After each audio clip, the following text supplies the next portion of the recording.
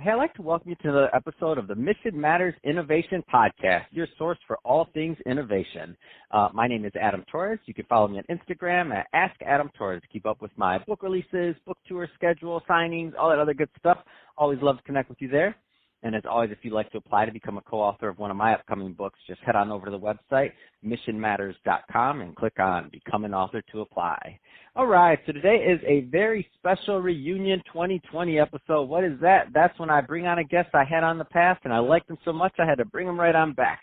So today's return guest is Chris Denson, and he is the host over at Innovation Crush Podcast. He's founder at Crush Industries and also author of Crushing the Box, 10 Essential Rules for Breaking Essential Rules. Chris, welcome back to the show. Thank you. I'm surprised you're having me back. Oh, yeah, no, you're not. I don't even want to hear it. And I'm excited to get into today's topic. So what you find interesting in innovation in 2020. But before we go there, I don't want to assume we had a really blessed year last year on the podcast. I don't want to assume that all our new listeners caught your first episode. Why don't you give us an overview of what you're doing over at Crush Industries and your projects? It's funny. I sometimes say I get to be the Anthony Bourdain of innovation, right? And on one hand, I get to travel around the world and talk to really interesting people. We're at almost 250 episodes right now. Wow. I really talk to them. Congratulations. That's amazing, by the way. 250 episodes. Yeah. Awesome. Yeah, I think I may have to retire. So I think people are getting tired of me. I get to almost just people's brains, and learn how they think, why they think, the emotional ups and downs of innovation as well as the practical business applications. And then, like Anthony Bourdain at the time that he was alive, still had one foot in the kitchen, right? For him, it was opening restaurants and consulting with different venues and things like that. For me, it's working with brands and startups and different organizations to help them uncover their best innovation potential. And, that takes a lot of different shapes and forms. And there might be workshops, talks, projects. It just kind of really runs a good range, which is good for me because I guess I have a little bit of creative and business ADD. So I like to be all over the place, from art to business to government to science. It gets really fun on a day-to-day basis. So let's get into today's topic. So, Chris, what's interesting for you in 2020 as of this moment? I was thinking about that when you said it, and 2020 for me is really like it's a big hit the refresh button, right? A little bit of poetry is 2020. If you take it from an what's an eye doctor name, an ophthalmologist, it's seeing clearly, right? And I think unlike most New Year's, this one is kind of like, the future's supposed to be here, right? Like every movie from the 80s and 90s taught us that there was going to be so many amazing things, and we planted a lot of really good seeds, and I'm excited to see those seeds grow in terms of what possibility is. And so what used to be sort of, future forward thinking or super imaginative is very much practical right now. And so, now is just kind of honing down on the how we get there and what we do with the tools and tricks and technologies that are at our fingertips. So, things like 5G, right? Sorry, go ahead if you have a question. What kind of trends are you seeing right now that are kind of like piquing your interest? Because I know you're, like you said, you have that want to go out there and you're always exploring. What kind of trends are you seeing where you're like, I didn't see that coming. This is interesting. I didn't really see the artificial intelligence wars, the thought wars, I'll call them, coming. I think on another level, AI has been here for a very long time. And so I think now that it's becoming a little bit more of an industry buzzword, or we're seeing it pop up in the tools that we use every day, Amazon Alexa, Google Home, what have you, if this, then that, like all these different things that kind of do work for us. It's scary and exciting that the world is changing in that way. I'm also excited about mobility, and the things that are happening in that space. We were joking before we started about flying cars are supposed to be here. But, Uber Elevates has been doing a conference for the past 3 years about, how air travel is going to change and become a little bit more individualized and who are the players in that space that are actually designing these things? Where is it being tested? You know, and we saw in the Middle East, in Dubai, they were testing flying taxis. So, you know, these things that we thought were like the Jetsons era are kind of becoming, you know, really real things in our daily lives. I love it. It's exciting to me. I wake up and I'm like, all right, what's next? I feel like I'm going to turn on Cheddar News and something new comes up every day, and I'm like, what? We're doing that already? Yeah, That's cool. it's hard to keep up, right?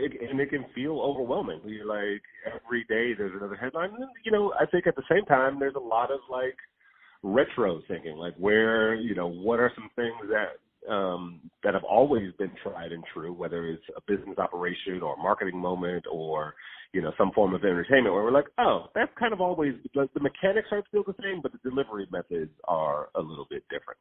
So, you know, you're absolutely right. And sort of like,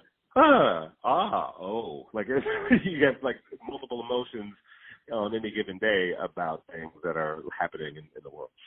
What kind of projects or things you got coming up in 2020? So what's on your agenda so far? Oh man, I'm doing a lot of speaking. I know you stay busy. Yeah, you know, upcoming, or depending on when your listeners hear this, I'll be hosting the South by Southwest Innovation Awards. So that's going to be really fun. I'll be in Austin. We have so many different categories, from healthcare to artificial intelligence to education to farming, and you've got just, you know, looking through all of the submissions and what people have created in those spaces and beyond is pretty amazing. We put together a few different workshops. Last year we created an event called Gov City, which is a 2.5-day think tank for government innovators. So folks like Air Force, NASA, U.S. Census Bureau, you know, so many different organizations are trying to figure out, like, how do we serve our citizens better and differently? And if we are innovators inside a system that actually has a lot of yellow, if not red tape, unlike a Google of the world where you're like, oh, go ahead and create that. You know, take your 20% of your time to work on that side project. Inside government agencies, there's a lot more hurdles. And I find that, you know, in many cases, the more hurdles we have, the more ingenuity required. And so that's a really exciting one. We're going to be doing that again at South by this year. Kind of taking a little bit more of an observer's seat this time around, but like laying that foundation, and this will be the third one that's been completed, is going to be pretty exciting. Yeah, so and that's really exciting. Yeah. And then also, I guess one last thing, which I find really interesting. We have a joint partnership with Fast Company. So, you know, the last Friday of every month, I do an episode where I sit down with an editor from Fast Company, and just it's a little bit more topic of interest rather than my normal sort of evergreen conversations. And we just launched a branded podcast for McKinsey & Company. So it's been a pretty fun journey so far in this 4 weeks, 8 weeks we've had of the year. I was just gonna say we're almost to Q2, man. I love it. Well, that's awesome, Chris. So let's see. So for the listeners here, where's the best way they can follow you? They can follow your work, and let's definitely get your book in there. I know we talked about it in the first episode, but again, we got a lot of new listeners. They may not have caught it. So let's get a little bit of a background on your book, please. Crushing the Box, 10 Essential Rules for Breaking Essential Rules, and Amazon #1 bestseller. I'd be duly missed if I didn't say that. It's just a really good handbook for organizations and individuals who want to innovate better. I think we all have exhibited some potential or appetite for innovation, and no matter what level of the game you're in, you know, I think there's a lot of really good anecdotes and things from my guests as well as my own personal experience to kind of dump into the book that you're like, all right, here's the 10 most common, or I guess I should say uncommon, rules I've seen followed and or broken to create innovation. So, you know, I'm still touring around with that, still doing a lot of talks with the book, and so far so good. My daughter doesn't like it, but that's okay. My son can't read yet. so it's not entertaining for the youngers. But then, you know, as far as like where you can find me, I mean, online is really easy.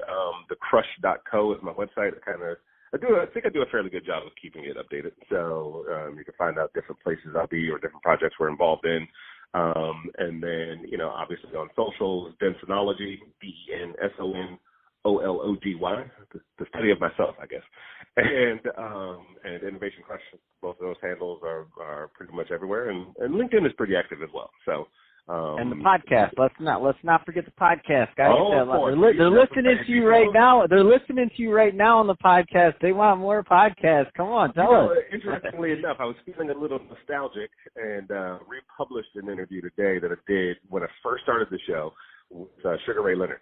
Wow. It's good timing. So it was a really exciting conversation. It was fun. He did not punch me. I didn't punch him. I didn't want to go there. But yeah, if you go to thecrush.co or Innovation Crush on any of your favorite podcast platforms, we're there. So by all means, please listen, like, comment, share, tell me you hate it, whatever comes to mind after you encounter an episode. I'm up for it. Man, that's awesome. Well, hey, Chris, it's been awesome catching up with you for this 2020 reunion episode. Looking forward to catching up with you in 2021, see what's going on. I'm sure you're going to have a whole new thing on your plate that we'll be talking about. I know you don't stay still, so thanks again for coming on the show. Thank you. To the audience, as always, thank you for tuning in. Hope you got a lot of value. Hope you had a lot of fun listening to this. If you did, don't forget, subscribe to the podcast, leave me a review in the Apple iTunes store, do all those good things we do to support our podcasters. It does mean a lot to me and my team. And Chris, thanks again for coming on.